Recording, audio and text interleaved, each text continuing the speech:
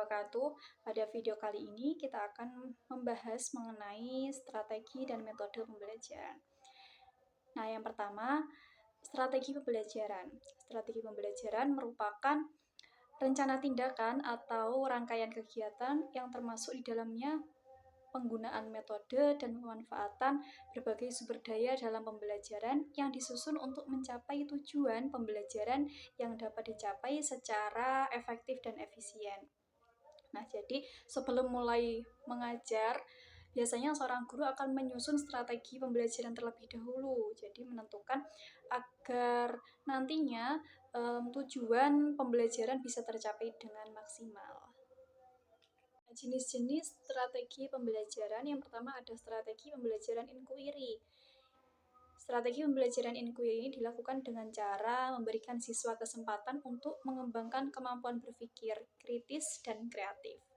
Nah, dalam strategi ini, siswa diajak untuk mengeksplorasi konsep-konsep yang diajarkan melalui pengamatan, tanya jawab, dan percobaan.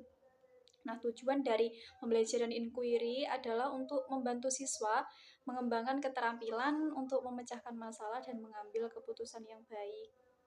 Kemudian yang kedua ada strategi SPBM. Nah, strategi ini merupakan jenis strategi pembelajaran dengan menggabungkan beberapa kegiatan pembelajaran yang memfokuskan proses pemecahan masalah ilmiah.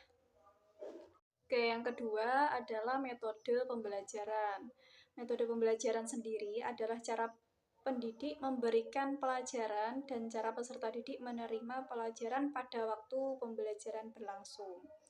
Nah, baik dalam bentuk memberitahukan atau membangkitkan. Jadi, peranan metode pembelajaran ialah sebagai alat untuk menciptakan proses belajar mengajar yang kondusif. Nah, dalam menggunakan suatu metode, kita harus memiliki beberapa landasan pikiran mengapa kita memakai metode tersebut. Nah, prinsip pemakaian metode yang digunakan itu berfungsi untuk memberikan penguatan terhadap apa yang kita kerjakan, sehingga kita mempunyai alasan yang kuat dalam menggunakan. Nah, metode pembelajaran sendiri ada beberapa jenis. Yang pertama ada metode ceramah. Metode ceramah adalah suatu cara menyampaikan pembelajaran yang bersifat konvensional karena guru menyampaikan materi kepada siswa secara langsung.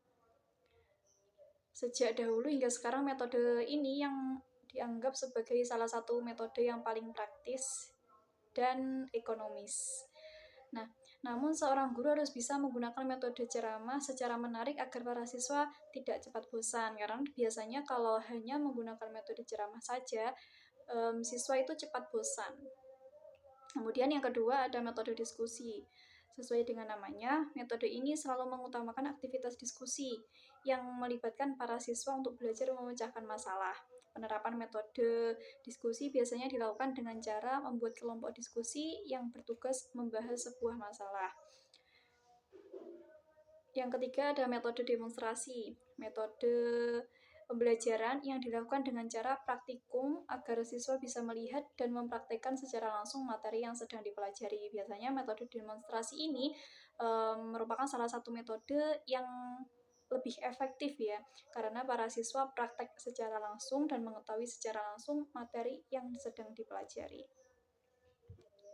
Kemudian yang keempat ada metode ceramah plus. Metode ini sebetulnya mirip dengan metode ceramah pada umumnya, tetapi untuk metode ceramah plus ini biasanya disertai dengan metode lainnya saat menyampaikan materi seperti diskusi, tanya jawab, demonstrasi, dan latihan atau feedback antara pengajar dan murid.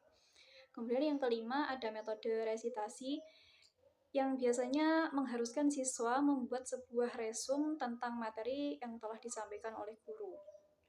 Kemudian yang keenam ada metode eksperimen.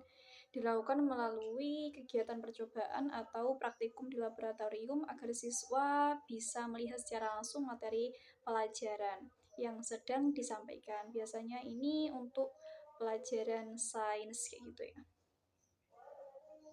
Baik, di video kali ini cukup sampai di sini saja. Kita belajar tentang strategi dan metode pembelajaran. Saya Miftahul Himatul Ula, sekian. Wassalamualaikum warahmatullahi wabarakatuh.